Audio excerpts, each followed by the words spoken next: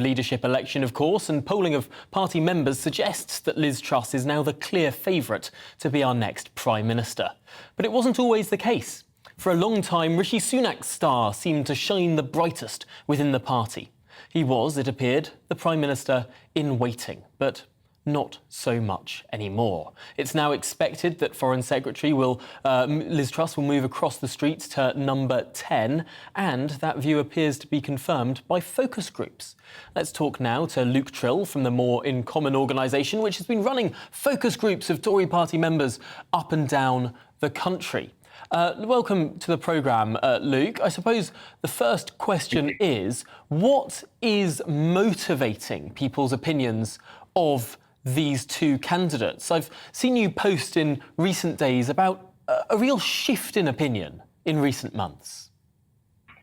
Yeah, absolutely, and perhaps as dramatic a shift as I've seen tracking public opinion. If you go back to the focus groups that we were running at the start of this year, it was absolutely clear that if Boris were to fall under the proverbial bus, that most of the public and Conservative voters wanted Rishi Sunak to take over. They thought he'd performed well during furlough. People would say things in focus groups like, he's more prime ministerial than the Prime Minister. Whereas very few people at that time were actually aware of Liz Truss. We forget sometimes that Westminster politicians we know very well don't always cut through with the public. That changed very dramatically for two reasons. Firstly, Liz's stature and profile really rose once Russia invaded Ukraine, and she was seen by the public and Tory voters to have had a strong response there. And then you've got the really dramatic turning point in April when news about some of Rishi's family's tax affairs came out, but also the fact that he was seen perhaps not quite to have got the moment on cost of living as well. And those two things sort of played into one another, this sense of, gosh, can this guy really get it?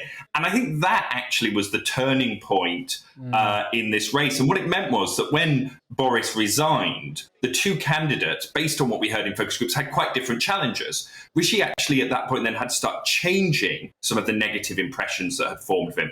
Whereas Liz Truss actually, she had to build more of a positive first impression with people.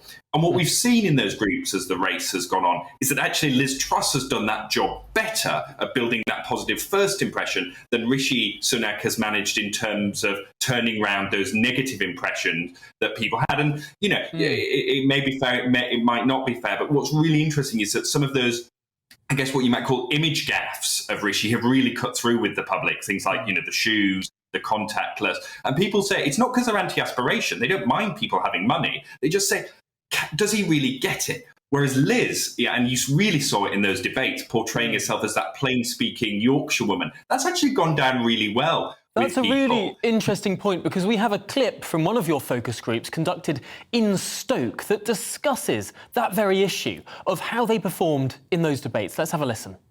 I actually think she's a team player. Like I say, she has stood by Boris, hasn't she? And she wasn't really... He did interrupt. The bits that I saw, I did think he was quite rude, to be honest. He didn't really give her much of a chance.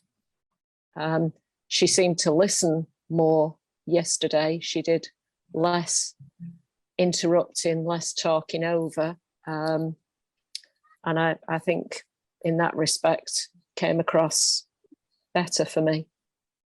Rishi talked over Liz a lot. I don't know, maybe I was reading too much into the psychology behind that, but I just thought he didn't come across very well, whereas Liz came across better. That to me is so interesting, because so much of the commentary around these debates has been how slick Rishi Sunak is and how he's better at presentation, but Liz is better at policy, and policy is winning out over presentation. But to some extent, your focus group suggests that actually it's Liz who's winning on presentation. Absolutely. Campaigns are about a moment. And what's really interesting is in this moment, people aren't looking for the slickest contender. In fact, when we polled the attributes that people were looking for in a potential leader, slick got just 1%. Far higher was straight talking, honest, and competent. And I think Liz has presented herself as the candidate with those attributes and those values. And again, really interesting when we did that Stoke focus group, lots of commenters said, Rishi did really well, he was dynamic, he was energetic, but people really didn't like the fact that he interrupted her so much. And they actually went on to say a bit later, it wasn't because, it's not just about being rude. It's about the fact that actually if you do that, will you then listen?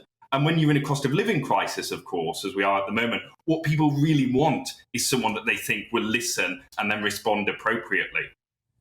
It's fascinating how quickly these impressions of Rishi Sunak have turned around and then become embedded. I wonder, looking forward now, assuming, as I think seems overwhelmingly likely, that Liz Truss becomes Prime Minister, she's going to have a very short moment to then speak to the country and try and cement an opinion of herself with the country. What should she be doing in her first week or two in office?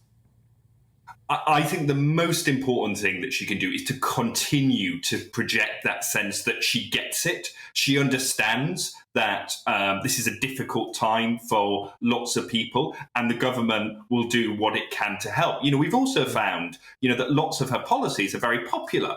People do want to see that NI rise reversed. People do want to see lower taxes. I think if that's combined with support for the most vulnerable, she will be able to cement that image that she is the person that stands up for ordinary Britons. And I think that's going to be the real test as you get towards 2024.